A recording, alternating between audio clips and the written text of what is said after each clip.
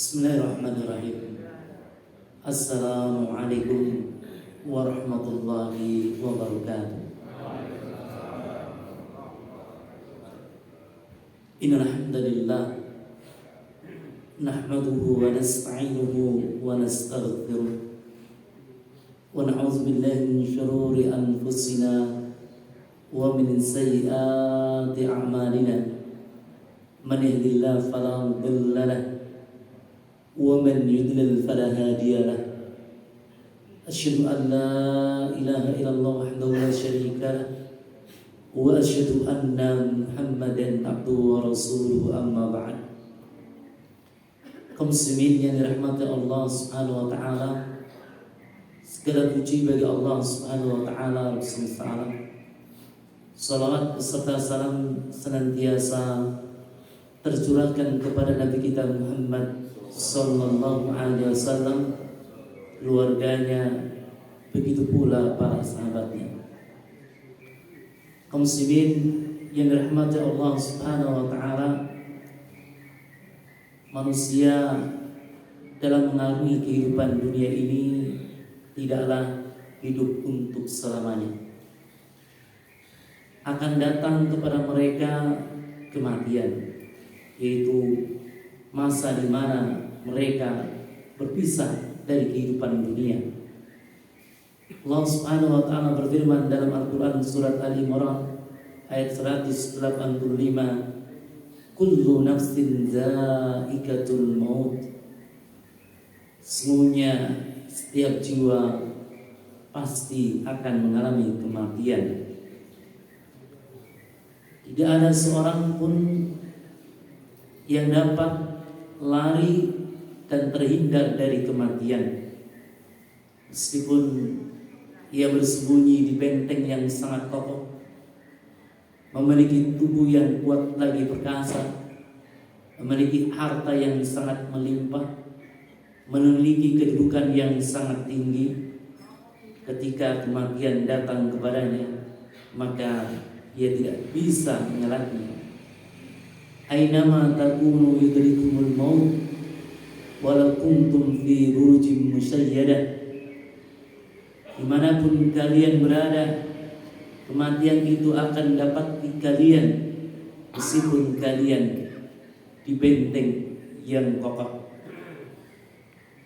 Kematian pasti akan menyapa siapa saja, baik ia orang saleh ataupun orang yang durhaka, tua ataupun muda, kaya raya ataupun miskin bapa. Ketika tiba masanya kematian, maka ia tidak bisa akan mengelaknya. Fa idza jaa ajaluhum la yastakhiruna sa'atan wa la yastaqdimun.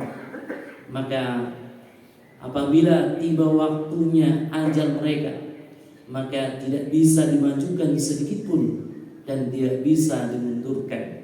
Quran surat An-Nahl ayat 61. Inilah kehidupan dunia, kehidupan yang fana, semuanya akan pergi ke kehidupan yang sejati, yaitu kehidupan di surga ataupun kehidupan di neraka jahanam. Kehidupan di surga adalah kehidupan yang kekal dan abadi. Allah Subhanahu wa taala berfirman dalam Al-Qur'an surat Dukhan ayat 56, mengisahkan bagaimana kekekalan penghuni surga. La yazuquna fihal mauta illa al-mautatal ula. Mereka sekali-kali tidak akan merasakan kematian di dalamnya kecuali kematian di dunia. Al-Imam Ibnu Katsir rahimahullah ketika menjelaskan tentang ayat ini, maka beliau menampilkan sebuah hadis Rasulullah sallallahu alaihi wasallam, yuqalu li ahli jannah, dikatakan kepada penghuni surga, inna lakum an tasihhu wa la tasqumu abadan.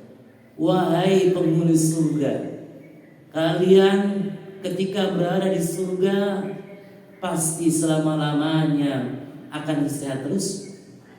Kalian tidak akan pernah sedikit pun mengalami sakit. Ini luar biasa sekali.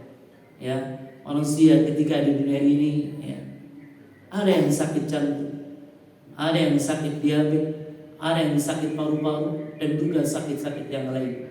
Namun ketika mereka masuk ke dalam surga Allah Subhanahu wa taala, fala tasqumu abadan, mereka sekali-kali tidak akan merasakan sakit, mereka akan sehat selama-lamanya. Wa inna lakum an ta'ishu fala tamutu abadan, kalian ketika di surga kalian hidup selamanya dan kalian tidak akan pernah merasakan kematian. Di dunia ini umur manusia singkat sekali. A'mar ummati baina 60 wa 70. Umur umatku antara 60 sampai 70 tahun. Ketika mereka masuk di surga Allah Subhanahu wa taala, mereka akan hidup selamanya. Mereka akan kekal tanpa mengalami kematian. Wa inna lakum an tan'amu fala tab'asu abadan. Wahai penghuni surga, kalian di surga akan merasakan kenikmatan terus, dan kalian sekali-kali tidak akan pernah merasakan yang namanya kesengsaraan.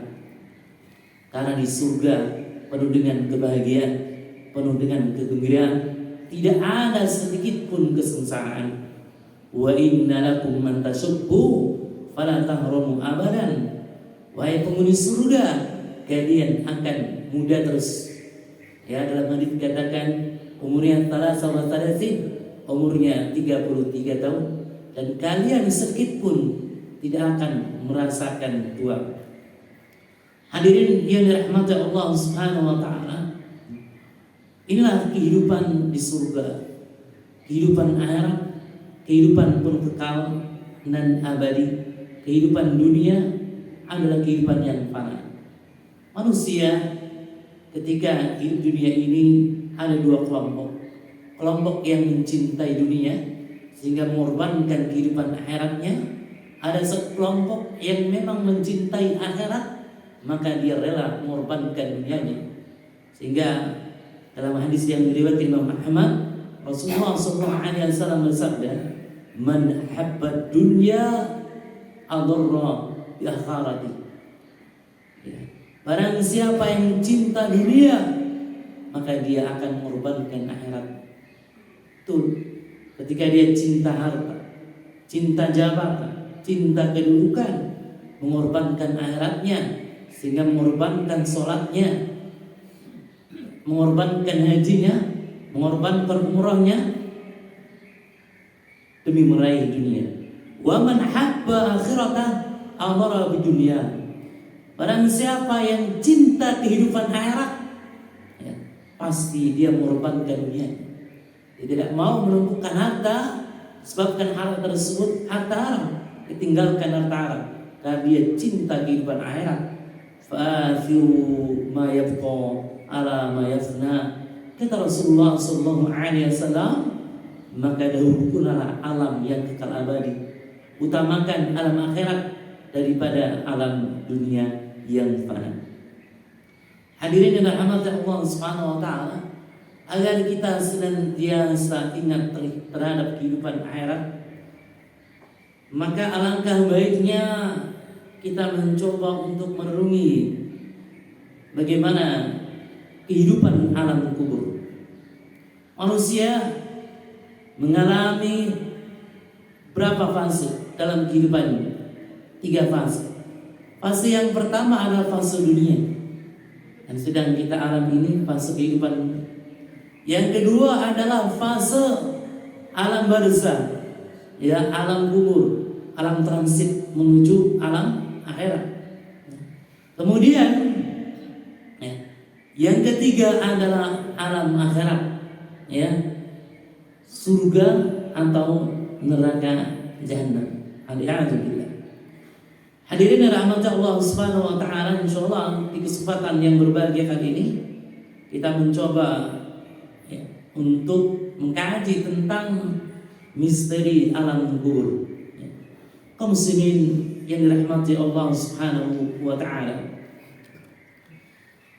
Alam kubur alam yang sangat mengerikan sekali. Alam kubur alam yang sangat mencekam. Kuburan adalah rumah akhirat pertama. Alam barzakh adalah alam akhirat yang pertama. Jika seseorang selamat dari ujian dan cobaan di alam kubur, maka kehidupan akhirat akan menyenangkan. Namun sebaliknya, ketika seorang di alam kuburnya, di alam barzakhnya, ia tidak sama, maka kehidupan setelahnya kehidupan yang sangat menyengsarakan. Hadirin dan rahmat Allah Subhanahu wa taala, sahabat mulia Utsman Affan radhiyallahu anhu ketika mengingat alam kubur nangis jadi-jadinya. Disebutkan dalam sebuah hadis yang sahih bahwa suatu hari Utsman Affan radhiyallahu anhu ziarah kubur.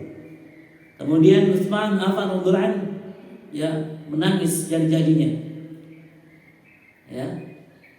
Lantas di situ ada Hani, hamba sahaya Utsman Affan radhiyallahu anhu. Hani berkata, "Wahai Utsman, wahai Tuan, mengapa ketika engkau mengingat surga dan neraka, engkau tidak menangis? Namun ketika engkau mengingat alam kubur, engkau mengingat alam barzakh, engkau menangis sejadi-jadinya." Maka Utsman Affan radhiyallahu anhu jawab, "Al-qabru awalu manazilil akhirah." Kuburan adalah tempat pertama dari kehidupan akhirat. Alam barzakh adalah tempat pertama dari kehidupan akhirat. Fa in naja minhu fama ba'du aisaru minhu.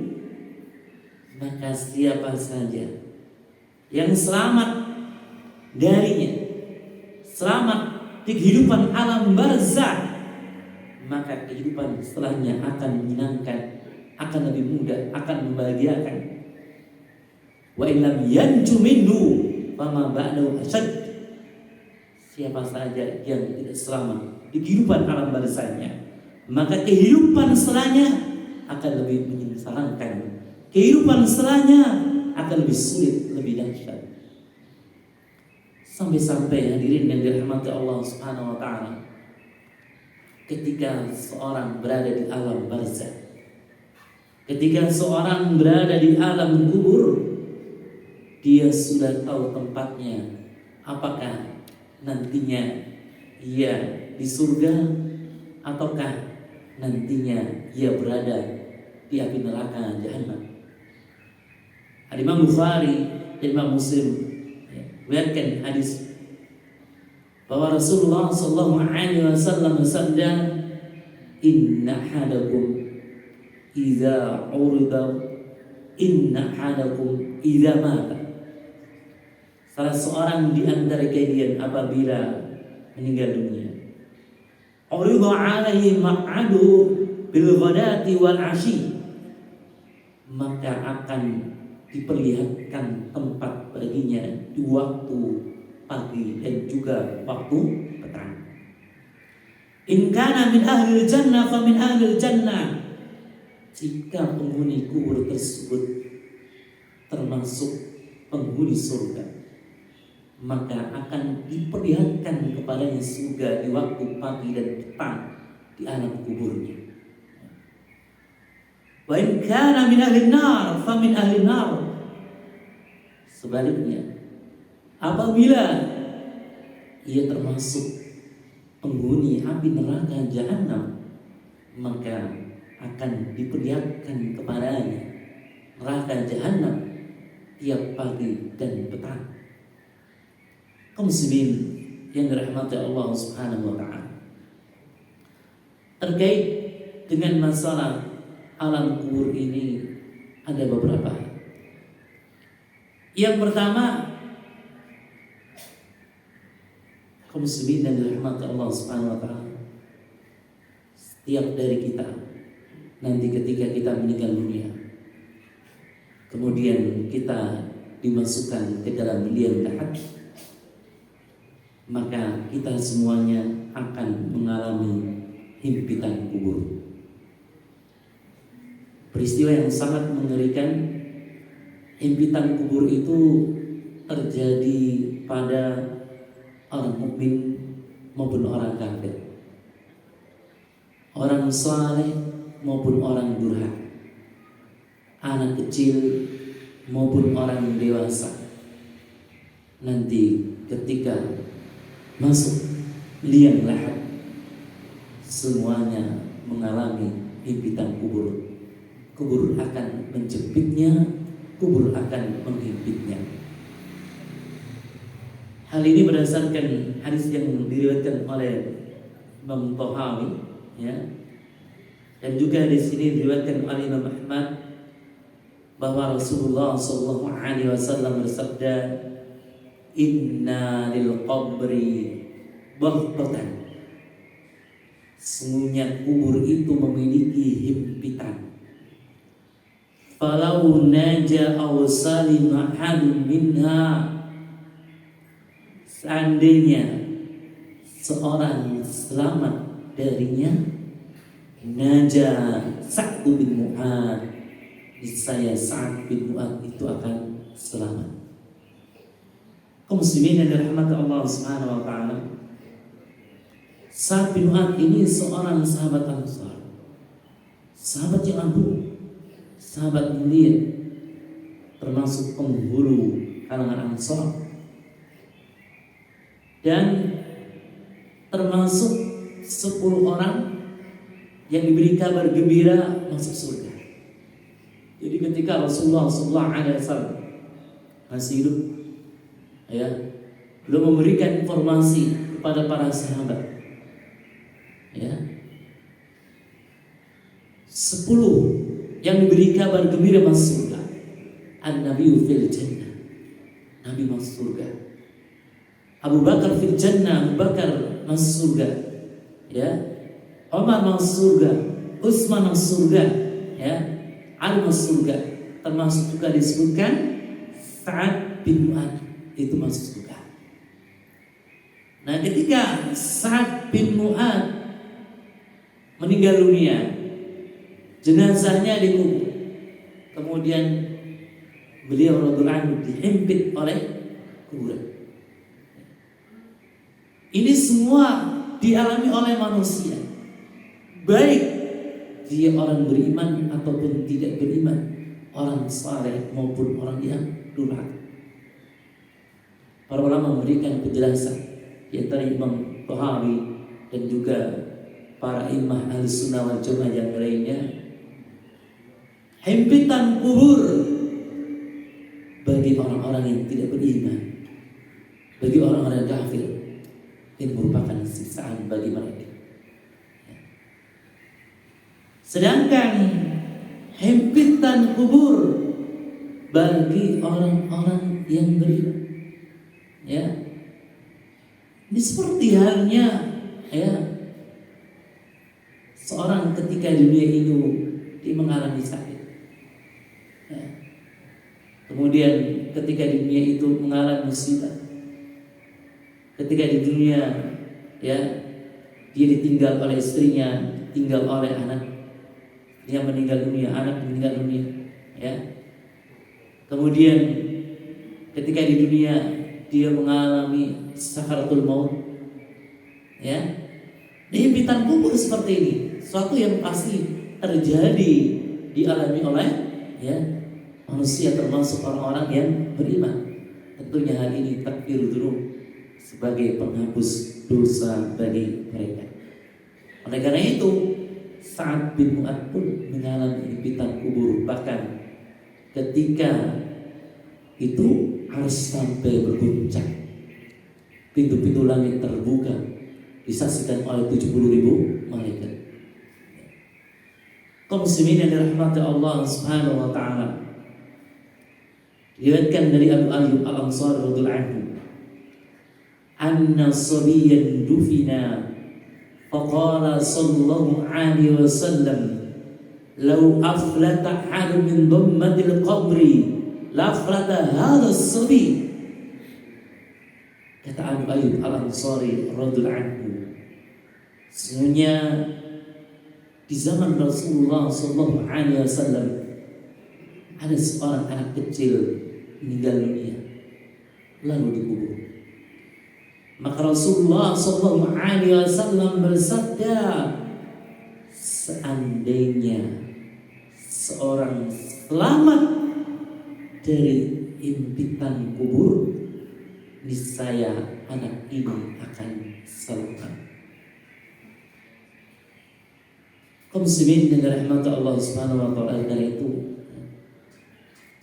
hendaknya kita banyak istighfar kepada Allah Subhanahu wa taala.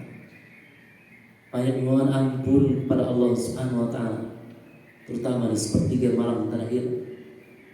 Kemudian kita banyak bertobat kepada Allah Subhanahu wa taala selagi Allah Subhanahu wa taala memberikan modal besar bagi kita, yaitu umur. Hadirin yang dirahmati Allah Subhanahu wa taala, kemudian poin yang kedua ya, terkait dengan dari alam kubur.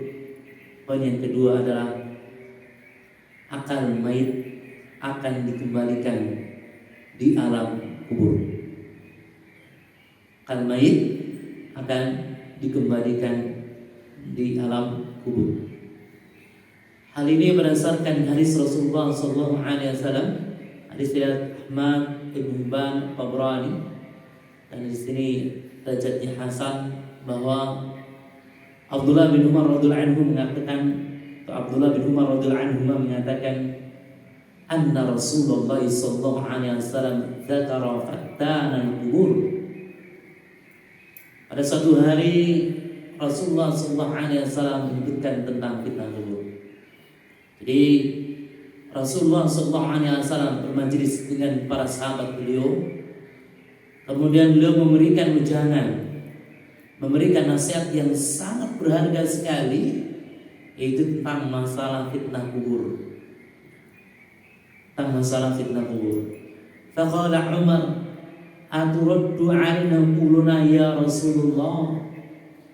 Wa Rasulullah, ketika nanti kita meninggal dunia, kemudian jenazah kita diurus, lalu kita dikuburkan, ya, kita dimakamkan, apakah akal kita akan kembalikan pada saat itu untuk menjawab pertanyaan-pertanyaan malaikat? Maka Rasulullah SAW menjawab, ya, akal kalian akan dikembalikan. Kaum muslimin yang dirahmati Allah Subhanahu wa taala, poin yang ketiga, mayit mendengar bunyi sandal para pengantar ketika mereka pulang. Hadirin yang dirahmati Allah Subhanahu wa taala, sebagaimana kita ketahui bersama bahwa semua kita pasti akan meninggal dunia. Bahkan kita sudah divonis kullu nafsin dha'iqatul maut, setiap jiwa pasti akan merasakan kematian. Tinggal kita menunggu waktu saja, kapan malaikatul maut menjemput kita. Ketika kita meninggal dunia, jenazah kita ya diurus oleh saudara-saudara muslim. Lantas jenazah kita diantar ke kuburan. Kita ditemani oleh kerabat kita, oleh harta kita, oleh amal-amal saleh kita.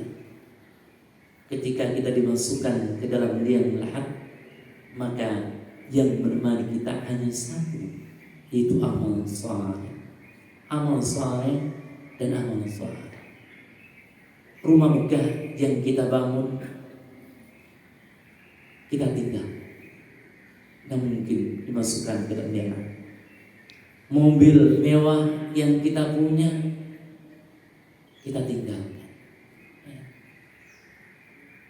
harta yang melimpah ruah yang kita punya selama kita bekerja, mulai dari umur 60 tahun misalkan sampai 40 tahun, lantas kita memiliki harta yang begitu banyak, harta begitu melimpah di rekening kita. Ketika kita meninggal dunia, bisa jadi menjadi perebutan bagi ahli waris kita. Kita tinggalkan semuanya. Tinggal kita sendirian di alam kubur, yang menemani kita adalah amal soleh kita. Nah, ketika kita sudah dikubur, dufina, lantas ya, orang-orang itu akan meninggalkan kita. Ya, tawalla ashabuh. Dalam hadis disebutkan bahwa orang-orang yang mengantar kita ke alam kubur, ya, maka meninggalkan kita. Lantas ya yasma'u kita mendengar suara terompah mereka. Ini suatu kebahagiaan. Hadirin dan rahmat Allah Subhanahu wa taala. Dalam liang lahat yang begitu gelap gulita, gelap sekali. Ya. Bulan itu begitu gelap sekali, tidak seperti halnya di dunia yang fana ini. Ada lampu lentera, ada cahaya, tapi ya kubur itu begitu gelap sekali. Sehingga hadirin rahmat Allah Subhanahu wa taala, Rasulullah sallallahu alaihi wasallam bersabda, "Inna hadhil qubur mabdulah dulma ala ahliha." Sesungguhnya kubur-kubur ini dipenuhi dengan kegelapan bagi penghuninya. Ini mengerikan sekali. Dalam keadaan demikian, ya, nanti dua malaikat akan mendatangi kita, mendudukkan kita, malaikat yang sangat seram, malaikat yang sangat menakutkan, azwadan azraqan, hitam, biru matanya, membentak kita, memberikan pertanyaan-pertanyaan kepada kita. Hadirin dan rahmat Allah Subhanahu wa taala. Kemudian poin yang keempat, kapan seorang mayit ditanya? Kapan seorang mayit ditanya? Kaum muslimin yang dirahmati Allah Subhanahu wa taala, pertanyaan malaikat terjadi setelah mayat dikubur. Namun bukan berarti orang yang meninggal dunia karena terbakar atau karena dimakan binatang buas ataupun karena yang lain, mereka tidak mengalami pertanyaan malaikat. Bukan berarti begitu. Mereka tetap mengalami pertanyaan malaikat. Dalam sebuah hadis yang diriwayatkan oleh Imam Abu Dawud dan juga Hakim, disebutkan bahwa Rasulullah sallallahu alaihi wasallam pernah kata setelah seorang mayit dikubur, istaghfiru li akhir was'alu lahu tathbit, fa innal an yus'a. Mohonlah atau mintalah ampunan kepada Allah Subhanahu wa taala untuk saudara kalian, dan mintalah keteguhan baginya dalam menjawab pertanyaan malaikat, karena ia sekarang sedang ditanya. Oleh karena itu, hadirin yang dirahmati Allah Subhanahu wa taala, dianjurkan bagi kita setelah mayit dikubur, kita berdoa sejenak di atas kubur dengan doa yang diajarkan oleh Rasulullah SAW, yaitu Allahumma ighfir lahu wa tsabbithu, Allahumma ighfir lahu wa tsabbithu, Allahumma ighfir lahu wa tsabbithu. Ya Allah, ampunlah dia. Ya Allah, bila keteguhan baginya dalam menjawab pertanyaan malaikat. Kaum muslimin yang dirahmati Allah Subhanahu wa taala, poin yang kelima, poin yang terakhir. Dua malaikat akan datang menanyai mayit. Nama malaikat tersebut sebagaimana disebutkan dalam hadis yang diriwayatkan oleh Abu Hurairah, yaitu Munkar dan juga Nakir. Rasulullah sallallahu alaihi wasallam bersabda, "Idza qubira atahu atau idza qubira al-mayyit atahu malakan aswadan asruqan." Apabila mayit dikubur, maka dua malaikat yang hitam dan berwarna biru akan mendatanginya. Ini sebuah kepastian dan kita harus yakin dan beriman tentang masalah ini. Ya. Karena sebagian orang mereka menggunakan akal sehingga mereka menolak adanya azab kubur, siksa kubur, menolak pertanyaan kubur. Ahlussunnah wal Jamaah menetapkan adanya pertanyaan kubur atau adanya nikmat dan azab kubur bagi mayit. Idza qubira al-mayyit atahu malakan aswadan asraqan. Ya. Apabila mayit dikubur, ya, datanglah dua malaikat yang hitam, yang berwarna biru matanya. Satu namanya Munkar, satu lagi Nakir. Dalam riwayat yang lain katakan, "Fayu'idani." Maka dua malaikat tersebut mendudukkan mayit. Kemudian mereka berdua tanya sambil membentak, "Ma kunta taqul fi hadzal rajul?" Apa pendapatmu tentang laki-laki ini, laki-laki yang diutus tengah-tengah kalian, yaitu Muhammad? Maka kalau mayit tersebut orang beriman, dia akan menjawab, "Wa Abdullah wa Rasul." Ia adalah hamba Allah Subhanahu wa taala, utusan Allah Subhanahu wa taala. Asyhadu an la ilaha illallah wa anna Muhammadan abduhu wa rasuluh. Saya bersaksi bahwa tidak ada sembahan yang berhak disembah kecuali Allah Subhanahu wa taala, dan saya bersaksi bahwa Muhammad adalah hamba dan rasul.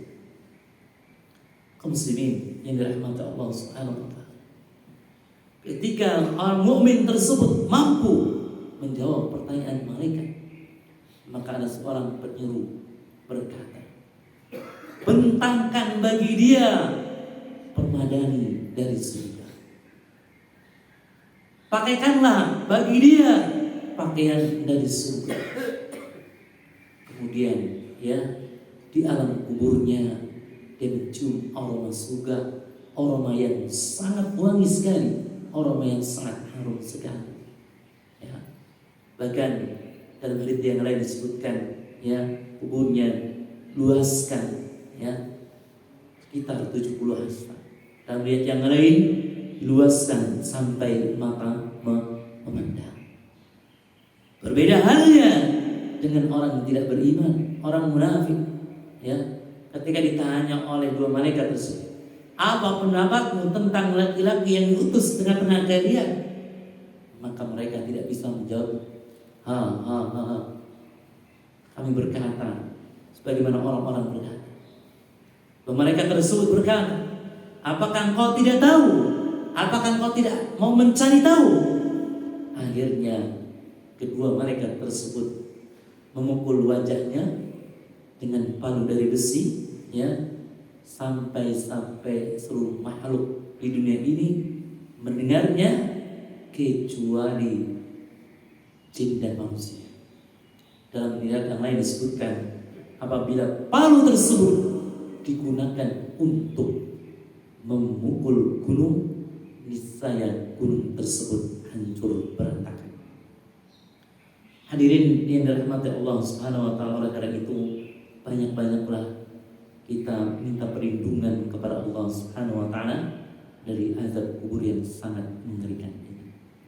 Allahu a'lam bishawab.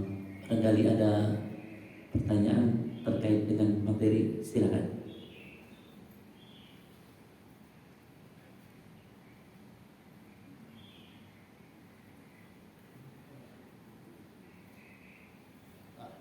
Ya. Waalaikumsalam warahmatullahi wabarakatuh. Kadang-kadang ada arwah yang sudah meninggal itu muncul dalam mimpi kita. Itu sebenarnya bagaimana dalilnya atau fenomena tersebut.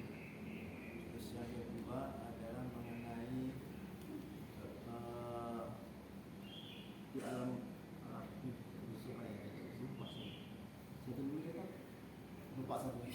lupa ya. Kaum muslimin yang dirahmati Allah Subhanahu wa taala, kadang-kadang pada saat kita tidur ya, maka dalam mimpi kita ya, di situ ya, kita bertemu dengan ya keluarga kita ataupun kerabat kita ya, yang telah meninggal dunia. Itu bagaimana? Hadirin yang dirahmati Allah Subhanahu wa taala, peristiwa ini pun pernah terjadi di masa sahabat Rasulullah SAW. Peristiwa ini pernah terjadi di masa Rasulullah SAW. Jadi waktu di masa Khalid bin Walid radhiyallahu anhu, waktu itu Khalid bin Walid ya, memimpin sebuah peperangan. Ya. Pada waktu itu ya, ada beberapa sahabat Rasulullah SAW yang gugur di medan perang. Ya. Kemudian setelah beberapa waktu ya, ada seorang sahabat yang tidur mimpi bertemu dengan seorang sahabat yang telah syahid. Mimpi bertemu dengan seorang sahabat yang telah syahid. Dalam mimpi tersebut, sahabat yang telah syahid tersebut ya, bercerita bahwa baju mantelnya itu, baju perangnya ya, baju perangnya itu ya, ketika itu diletakkan ya di sebuah tempat ya, kemudian letakkan di atas kuda ya.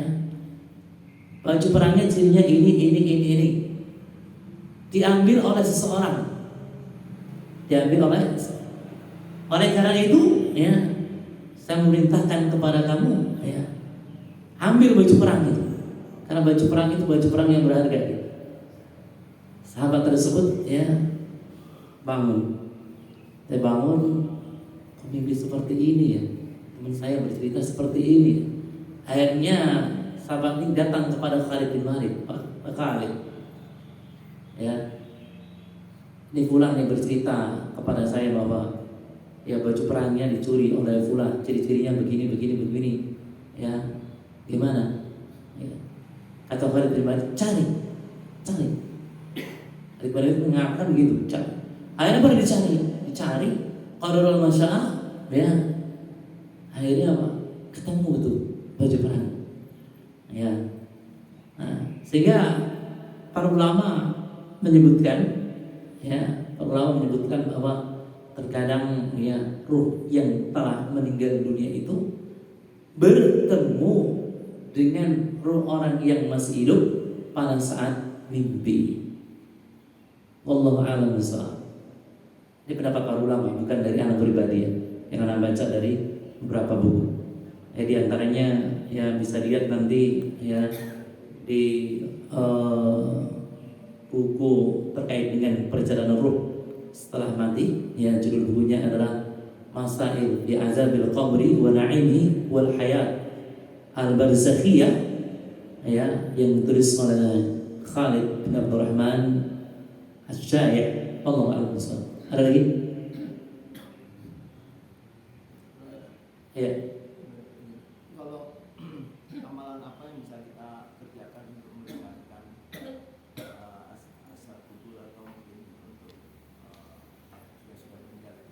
Ya, hadirin yang dirahmati Allah Subhanahu wa taala.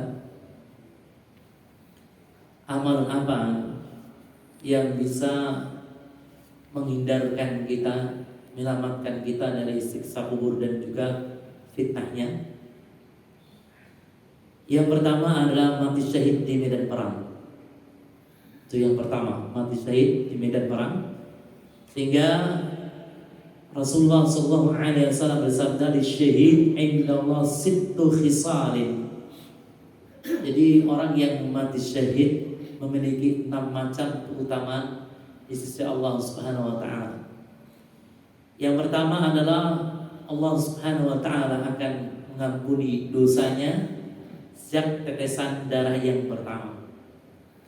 Yang kedua, ditampakkan tempatnya di dalam surga. Jika di alam barzakh itu tempat ditampakkan tempatnya dalam surga. Dan juga dijauhkan dari siksa kubur orang yang mati syahid. Yang ketiga, aman dari goncangan besar pada hari kiamat. Hari kiamat kan ada goncangan besar sekali. Yang keempat, ya, hiasi dengan perhiasan iman. Kemudian yang kelima, ya, dinikahkan dengan bidadari, 72 bidadari. Yang keenam, ya, memberikan syafaat kepada 70 orang dari anggota keluarganya. Anggota keluarganya yang masuk api neraka jahanam karena perbuatan maksiat, ya, bukan kufur besar dan juga bukan syirik besar. Melalui dia nanti bisa, ya, dikeluarkan dari api neraka jahanam.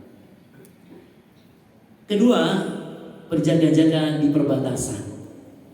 Ya, jaga di perbatasan, ya. Perbatasan kaum muslimin dan orang kafir, dia menjaga kaum muslimin di situ. Nah, ketika seorang berjaga-jaga, ya, maka jaga-jaga di jalan Allah Subhanahu wa taala ini, ya, melindungi kaum muslimin, nanti dia akan terhindar dari, ya, yang namanya, ya, siksa kubur. Sebagaimana disebutkan dalam hadits yang sahih, ya, hadisnya riwayatkan Imam Muslim bahwa seorang ketika berjaga di jalan Allah Subhanahu wa taala selama sehari semalam, maka lebih baik daripada puasa sebulan, lebih baik daripada sholat malam sebulan. Apabila ia meninggal dunia, maka pahala amal solehnya tetap mengalir. Kemudian, ya, rizkinya pun akan tetap diberikan dan dia selamat dari fitnah-fitnah kubur, ya, pertanyaan kubur, selamat dari siksa kubur. Kemudian hadirin yang dirahmati Allah Subhanahu wa taala, yang ketiga adalah membaca surat Tabarak Al-Mulk sebelum tidur. Membaca surat Al-Mulk sebelum tidur, sebagaimana dalam hadis Rasulullah sallallahu alaihi wasallam bersabda, Suratul Tabarak Al-Maniyah min azabil qabri. Suratul Tabarak hiya al-maniyah min azabil qabri. Surat Tabarak, ya, surat Al-Mulk, ini adalah surat yang mencegah seorang dari siksa kubur. Ya, hadis ini diriwayatkan Abu Syekh dalam tabaqatnya. Ya, hadis ini sahihkan, ya, dengan berbagai syahid. Kemudian yang keempat adalah meninggal pada hari Jumat. Meninggal pada hari Jumat atau malam Jumat. Ma min muslim yamut yaumal Jumat aw lailatal Jumat illa waqahu Allah fitnah. Tidaklah seorang mukmin, tapi mukmin, ya, tidaklah seorang mukmin, ya, yang meninggal pada hari Jumat atau malam Jumat melainkan Allah Subhanahu wa taala melindungi dia dari fitnah kubur. Kemudian yang kelima adalah sakit perut. Ya, sakit perut, ya. Hal ini berdasarkan hadis Rasulullah SAW, ya, yang diriwayatkan oleh Imam An-Nasai, ya. Iya, ada lagi.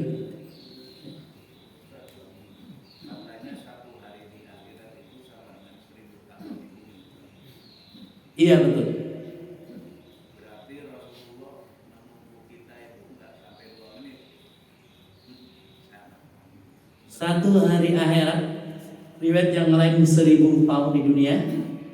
Riwayat yang lain adalah 50.000 tahun.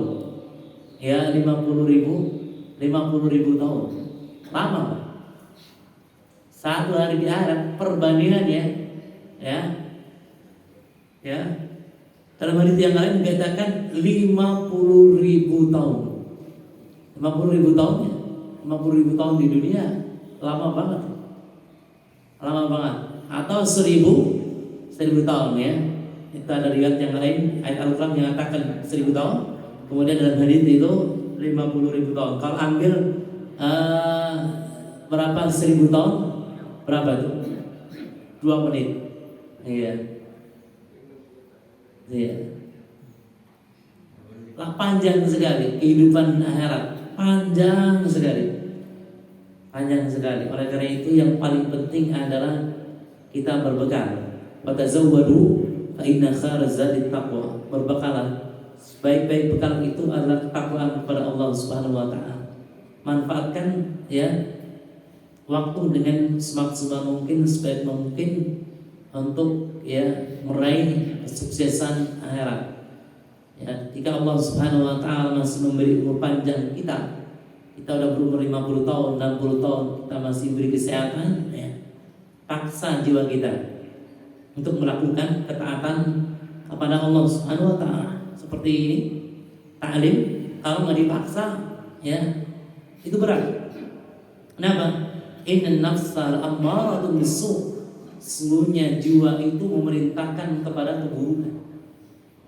Iya. Kalau nggak dipaksa berat.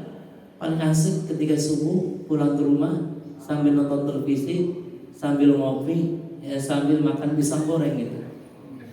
Itu kan asik sekali ya. Asik itu. Atau ngantuk gitu ya. Ngantuk langsung kita pulang ya. Ngikut kajian subuh langsung kita pulang. Padahal ketika di rumah ya paling kita nyantai-nyantai, leha-leha, tiduran-tiduran, kemudian nonton YouTube, ya, nonton apa gitu. Nah, kalau ketika di sini kan faedahnya luar biasa sekali. Luar biasa sekali, besar sekali faedah kita dan untuk bekal kita di akhirat. Iya, kalau kita di akhirat karena ilmu lain kita. Itu amal soleh kita. Yattabi'ul mayyit salasa. Kata Rasulullah sallallahu alaihi wasallam, yang mengikuti mayit itu 3 hal. Ya. Ahluhu, keluarganya, hartanya dan amalnya. Namun ketika mayit berada di liang lahat, dia ditemani oleh amalnya. Nah, kalau kita tidak memiliki amal saleh, gimana? Gimana kalau kita menunggu saleh? Kita sudah dikasih waktu, ya, waktu yang cukup panjang. Harta kita melimpah, ya, tapi harta kita tidak digunakan untuk fisabilillah. Rugi sekali. Oleh karena itu kata Rasulullah SAW, hakikat harta sebenarnya adalah harta yang dia infakkan, karena ia akan jumpai di akhirat. Sedangkan harta yang ia tinggalkan, hakikatnya adalah untuk siapa? Ahli warisnya. Kita bekerja selama 30 tahun, kita meninggal dunia, siapa menikmati, Pak? Ahli waris. Nah, kalau kita tidak bertajin berinfak, kita nggak rajin sedekah, nggak rajin zakat, gimana? Punya apa di sana? Belum tentu ahli waris kita mengingat kita. Kalau dapat peninggalan 4 mobil, belum tentu 1 mobil itu yuk kita sedekahkan saja atas nama ayah, atas nama ibu. Paling lupa biasanya. Lupa. Namanya harta gitu. Namanya harta. Wallahu a'lam bishawab. Subhanallahumma wa bihamdik, asyhadu an la ilaha illa anta, astaghfiruka wa atubu ilaik. Assalamualaikum warahmatullahi wabarakatuh. Masih 20 menit lagi, Ustaz. Masih 20 menit lagi. Boleh saya tanya, Ustaz? Boleh. Jadi mengenai alam gaib ini, begitu manusia meninggal di alam kubur itu baru tahap awal. Kalau kita baca bahwa proses dari tahap awal sampai ke surga itu luar biasa panjang, Ustaz. Nah, saya nggak ingin bertanya, tapi mohon penjelasan. Dalam menuju surga itu kan ada disebut al-mahsyar, terus ada lagi masa-masa hisab.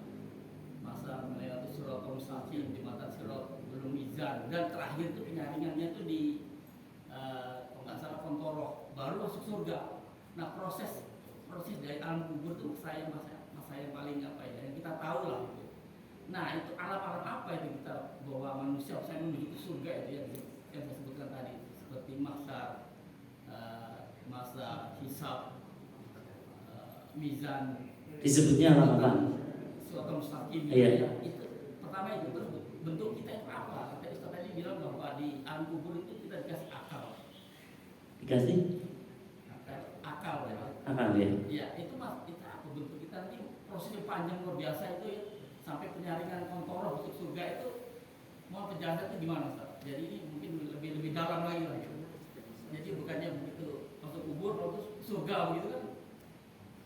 Iya, hadirin yang dirahmati Allah Subhanahu wa taala. Yang kedua, ketika berada di alam barzakh, alam kubur, ada dua hal. Kalau tidak mendapatkan nikmat, mendapatkan azab. Sampai nanti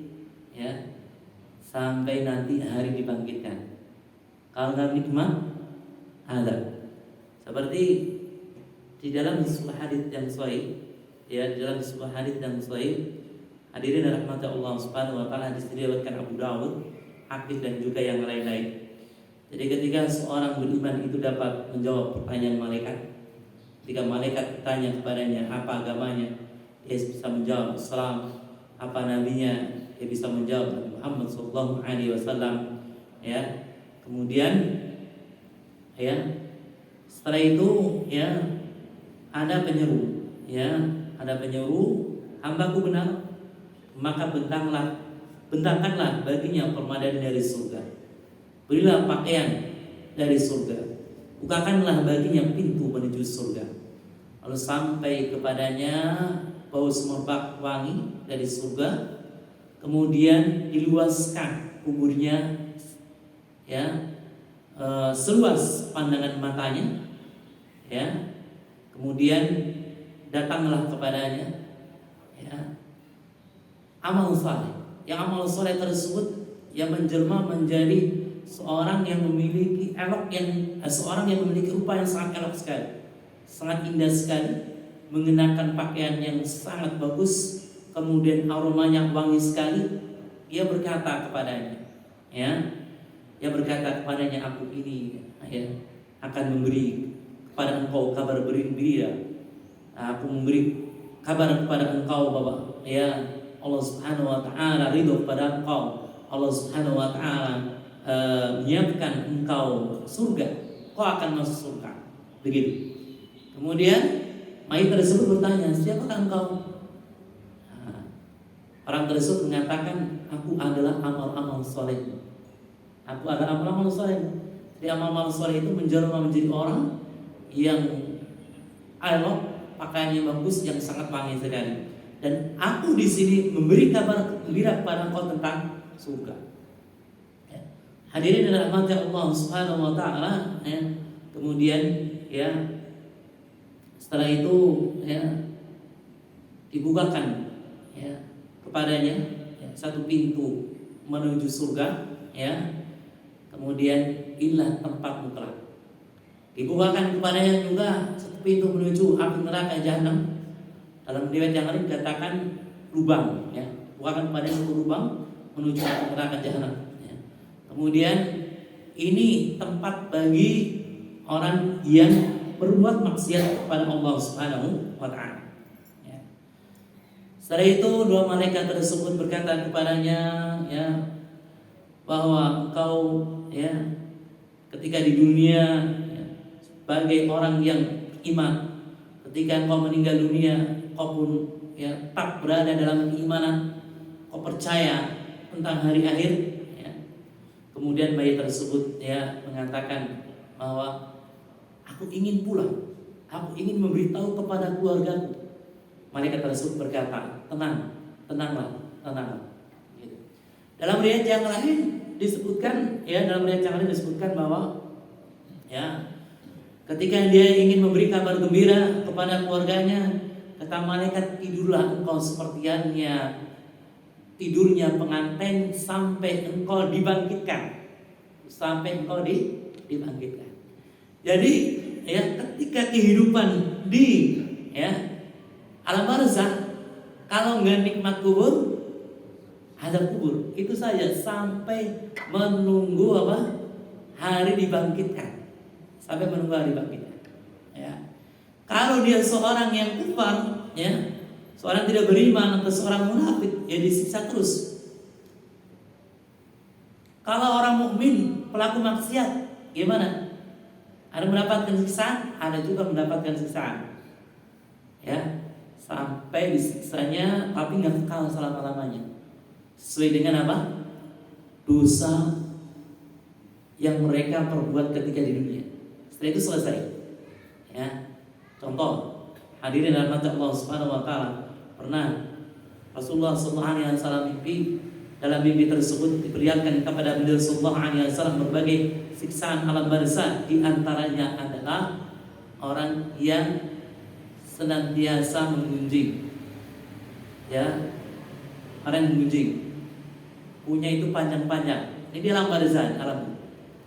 Kemudian dia mencakar wajahnya dan juga dia mencakar dadanya.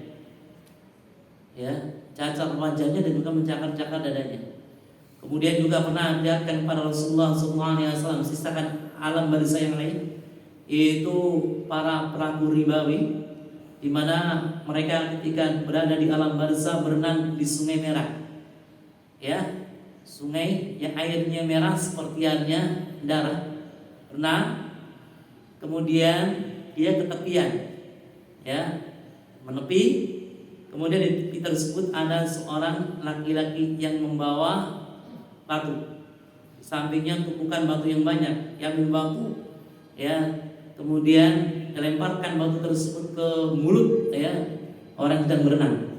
Akhirnya orang berenang tersebut ya ke tengah lagi. Begitu aja terus. Ya, Ibnu Hubairah mengatakan kenapa dia berenang di sungai yang warnanya merah seperti darah? Ya, karena dia berbuat riba. Yaitu kalau dulu itu kan ribanya menggunakan apa? Emas, sedangkan emas itu warnanya warna merah aslinya. Kemudian kenapa dimasukin dengan batu? Karena pelaku ribawi biasanya kan nggak puas dengan harta yang ia miliki. Ketika menghutangkan orang, pengen lebih terus. Ya malah dia senang kalau nggak bayar-bayar. Kenapa? Karena bunganya akan bertambah banyak.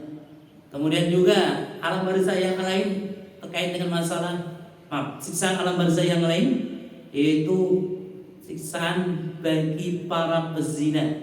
Ya, para pezina masukkan dapur api, ya mereka dalam keadaan tanpa busana, laki-laki dan perempuan berkumpul, kemudian dari bawah mereka itu ada api yang sangat besar menyala-nyala.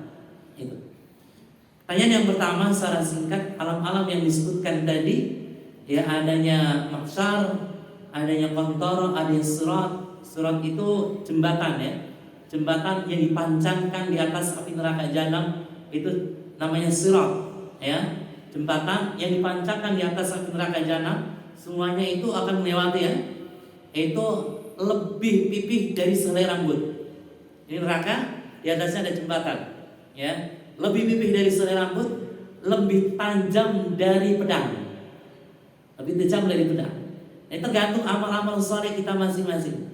Sehingga ada yang melewati sirat tersebut seperti kilat, cepat. Ada juga seperti kuda, ya, kuda yang berlari kencang.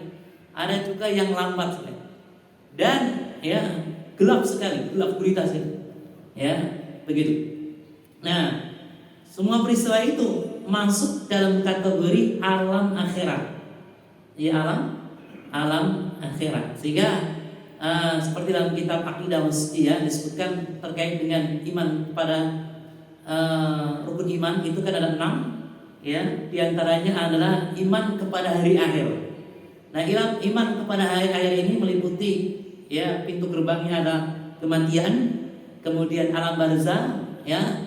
Kemudian masuk dalam kategori iman pada hari akhir, ya, iman pada hari akhirat adalah mahsyar. Ya, manusia nanti setelah dibangkitkan dalam kubur itu menuju mahsyar. Orang-orang yang tidak beriman kepada Allah, jalan menuju padang mahsyar, kakinya di atas, wajahnya di bawah. Ya. Kemudian berkumpul di padang mahsyar, nanti matahari itu dekat sekali, yaitu satu mil. Kemudian di situ nanti ada peristiwa dihisab, ditimbang amal-amal soleh dan juga amal-amal keburukannya. Ya. Kemudian ada peristiwa yang lain, sirat, kemudian qantara. Nah ini semuanya para ulama akidah memasukkan kategori alam akhirat. Cukup ya Pak ya? Ya, insyaallah cukup ya. Barakallahu fikum.